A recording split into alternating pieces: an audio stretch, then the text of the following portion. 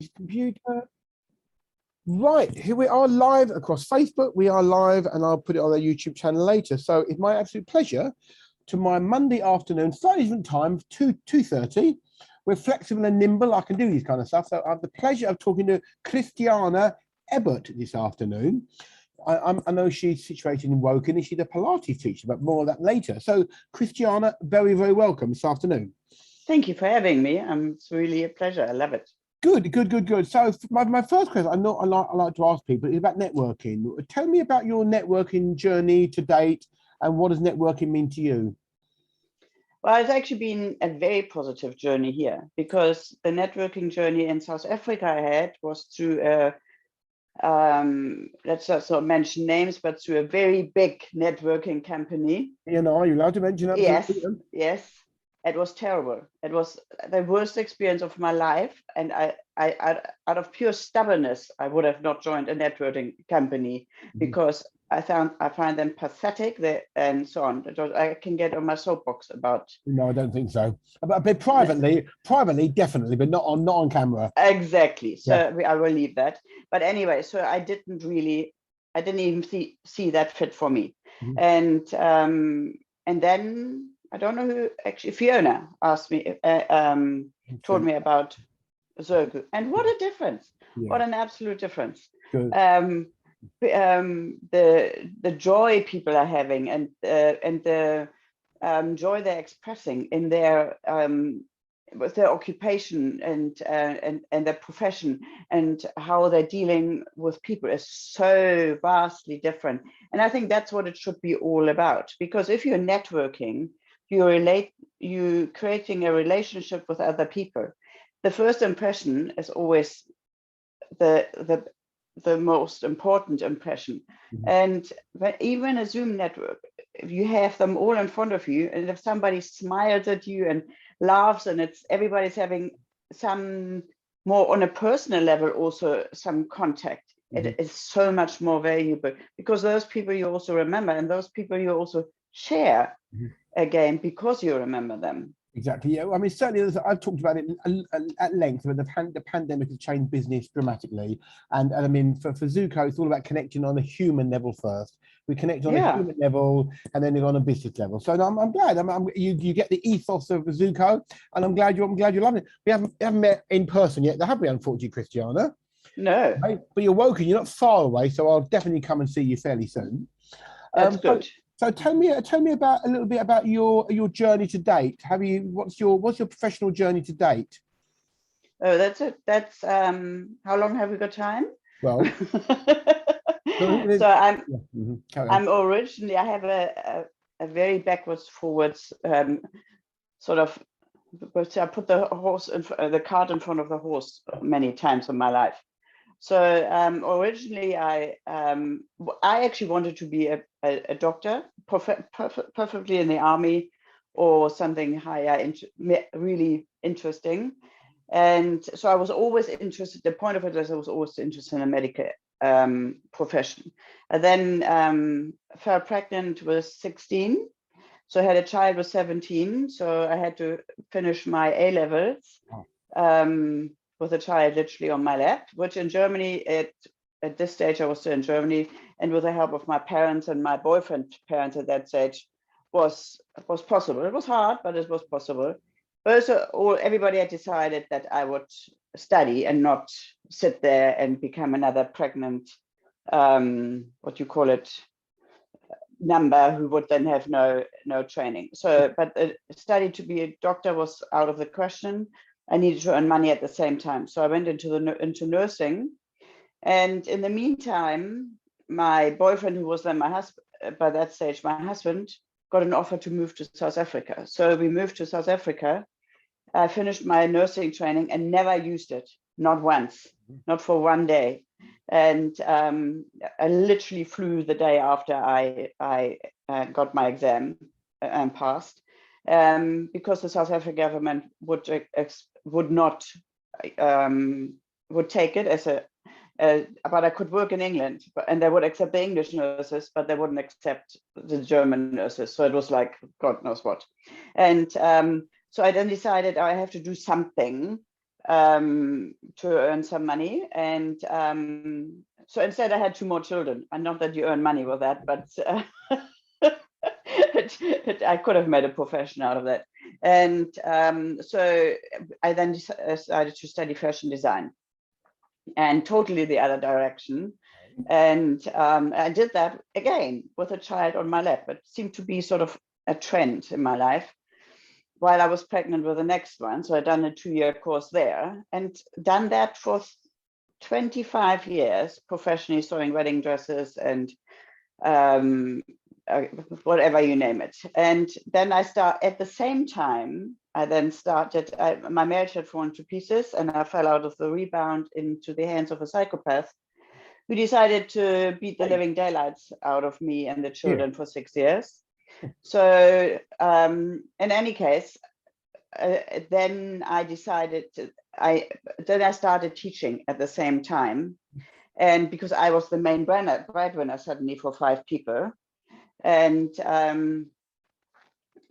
since I had now the hang of it, getting into the wrong relationships, after that, I got, after that ended, somehow eventually got out of that. I got together with somebody who was an alcoholic, and I thought, if I just love you enough, then life would be great. Christiane, I hope you're okay sharing this online, but you know, you tell as much or little you want to. So anyway, so that. Well, I actually decided I'm going to write a book about it by now, because it's because the point of it is, it's not because of, and I literally just written a blog about it. It's not the point of it, what happened to me. It happens to many people. It's the point of it, how we come out of it. And I refuse now to talk. People always say, oh, what trauma you came to.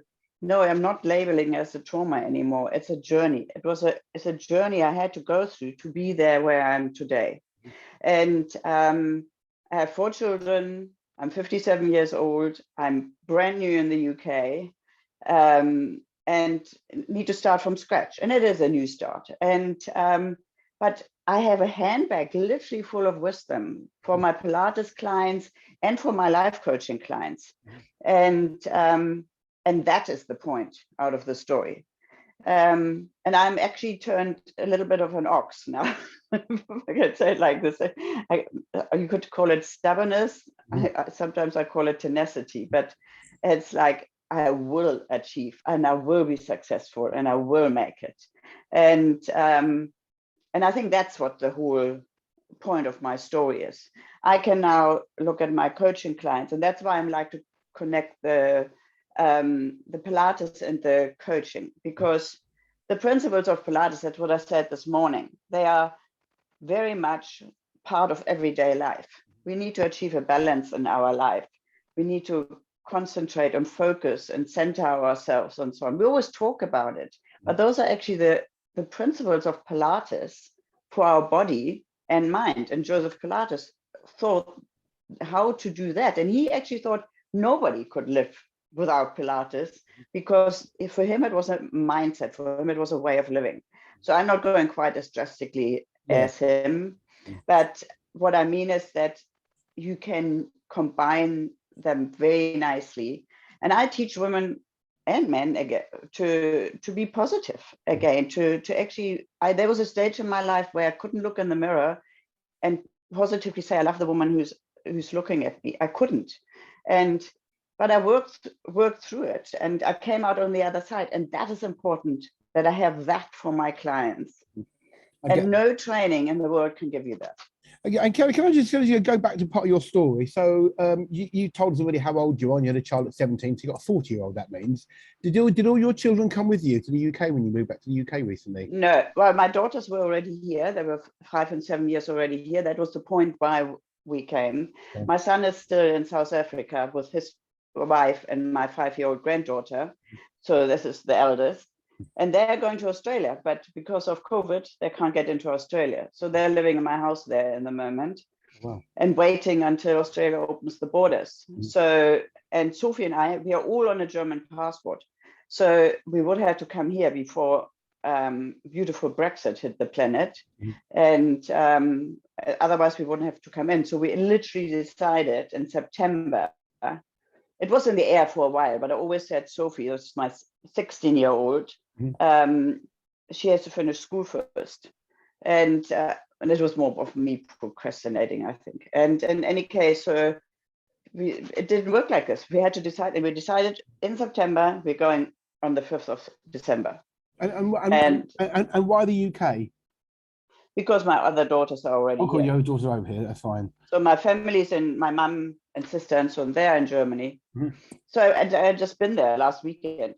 And it's lovely, you know, it's lovely to suddenly go, and you can just 1.5 hours plane ride, you're there. It's great. Yeah, I'm sure.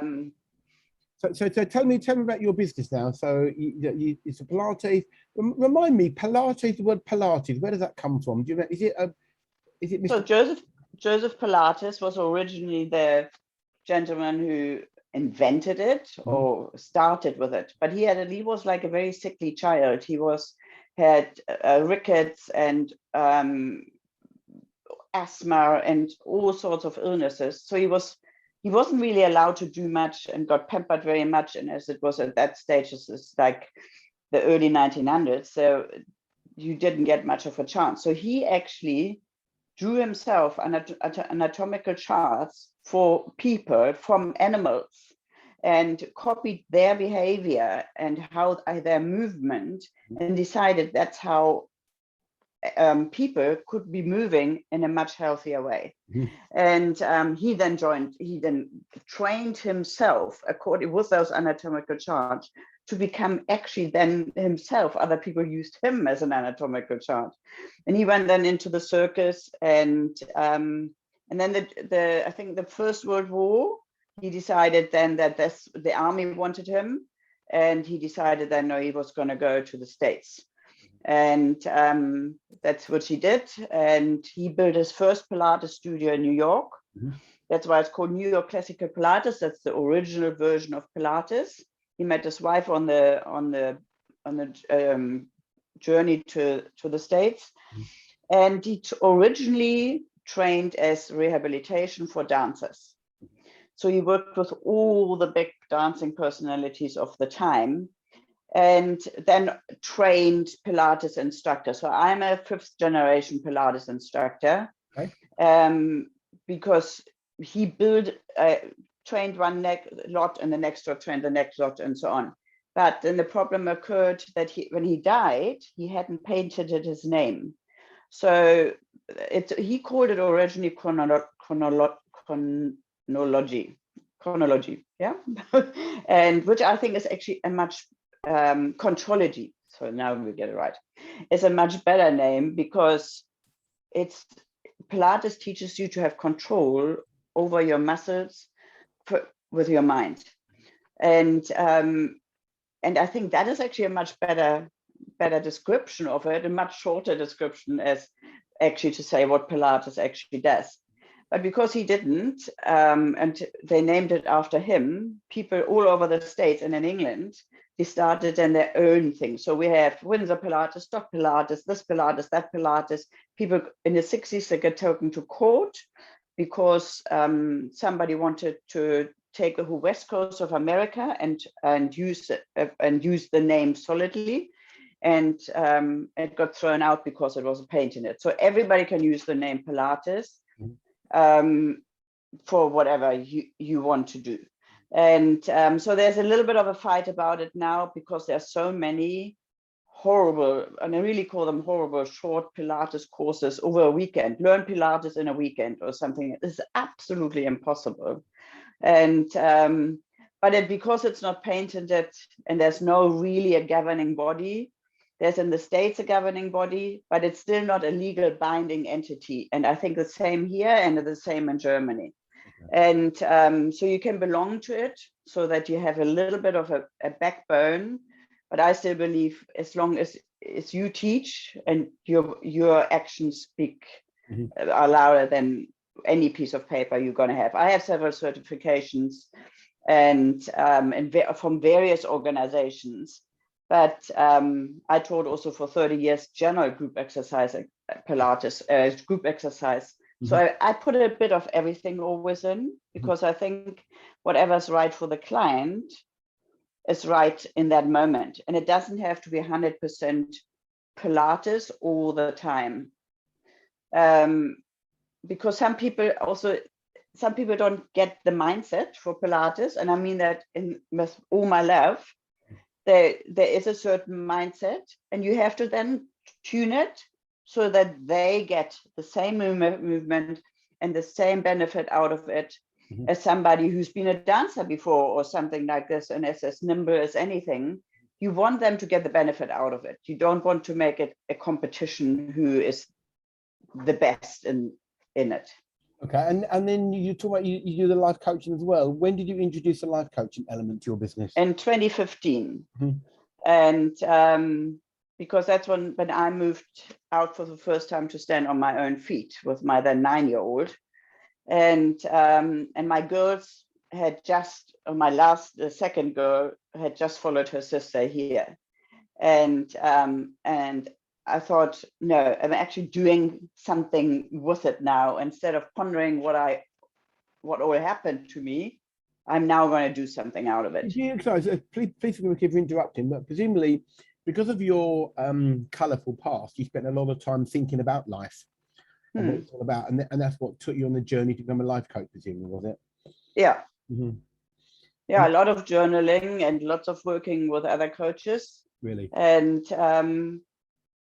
I think the best for me was the journaling, to learning to be with myself. That was probably one of the biggest and harshest things to learn. But when you explain more, what do you mean be with yourself?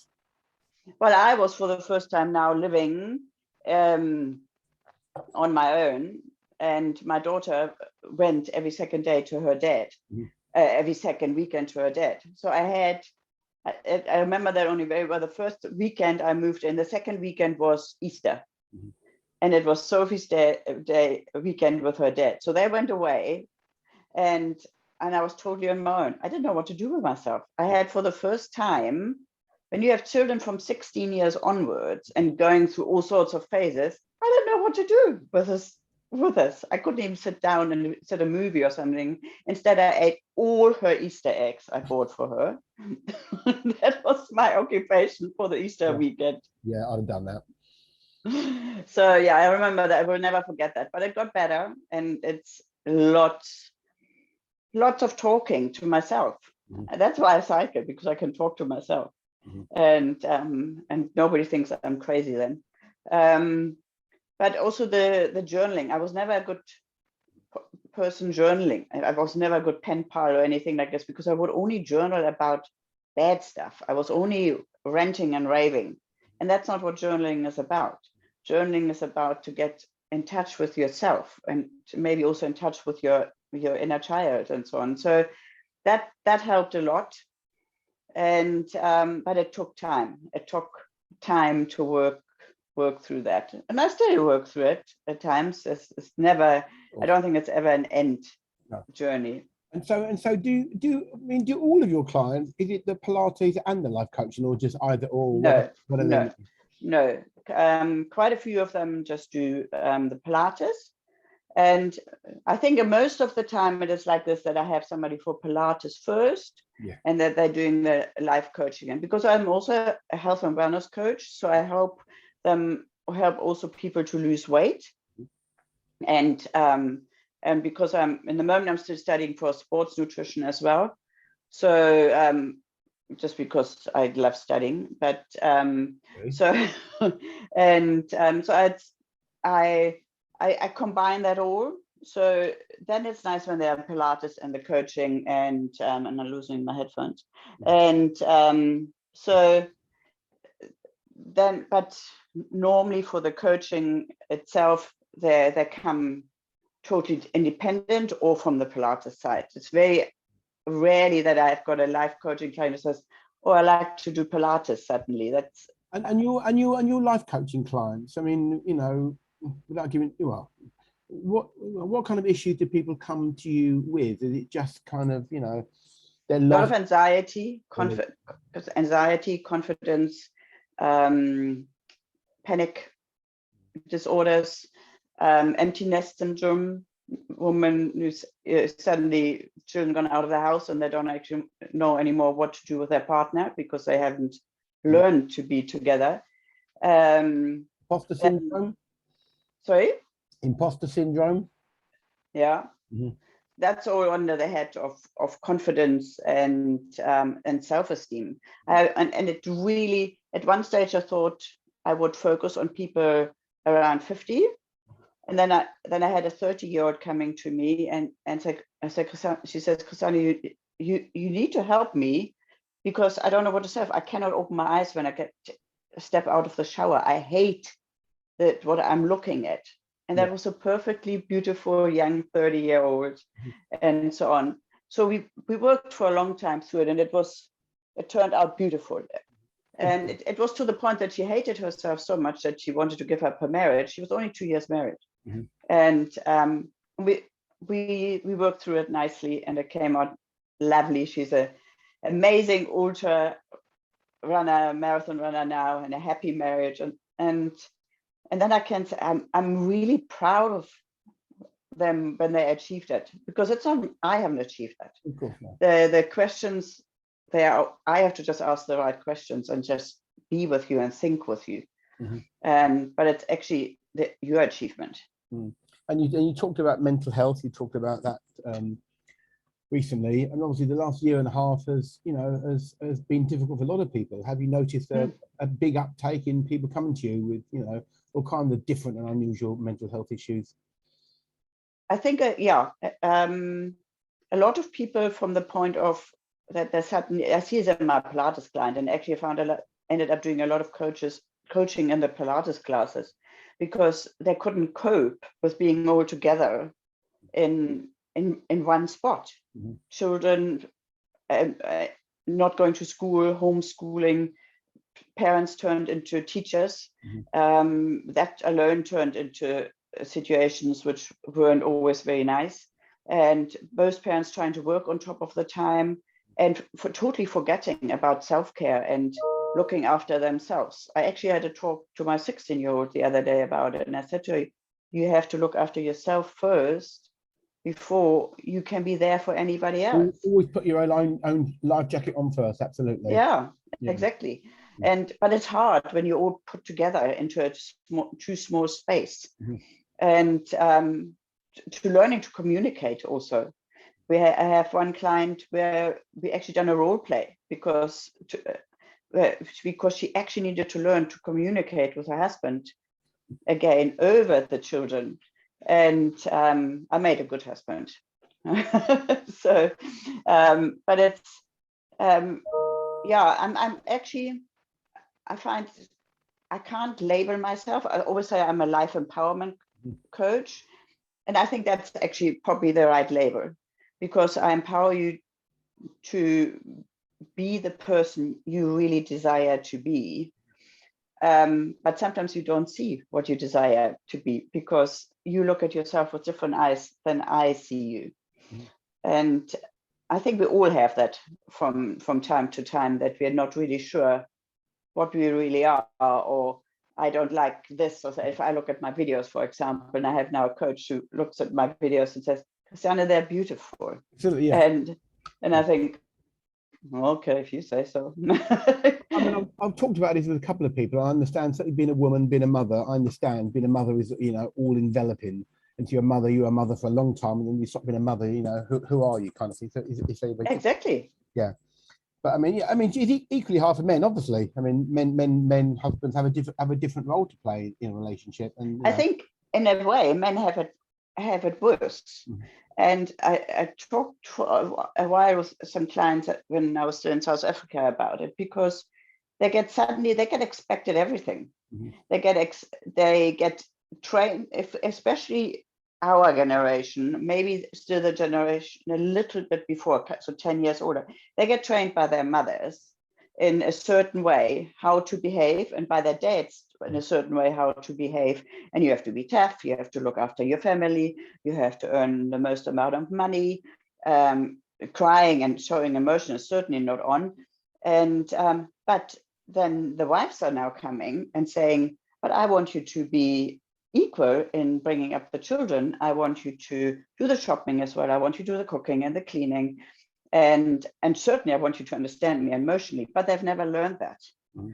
And it's almost like they get thrown into an identity crisis. What are we actually? What are we actually supposed to be? And there again, you need to communicate with your partner, because your mother and father, they are not in the picture anymore. You need to cope with your partner now and figure out how you're going to manage that.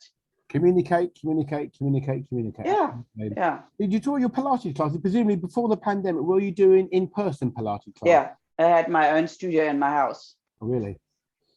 Mm. And I sold all my big Pilates stuff. Did you? Mm. And obviously you're doing it online at the moment. How are you finding Pilates online? Are you finding it okay? I love it. I actually love it. I had it in place before, and that was a big bonus, because I don't think I would have jumped as easily into it, because I was, as soon as we closed in South Africa, I think on the 20th of March, we closed doors. Literally, there was like 3 days warning or something like this. The gym closed. I taught a lot of time still at the gym. And so the gym closed, the studios closed, and whatsoever and so on. But I had already, I think, a year, a Zoom link attached to my Acuity scheduling program to every class. Perfect.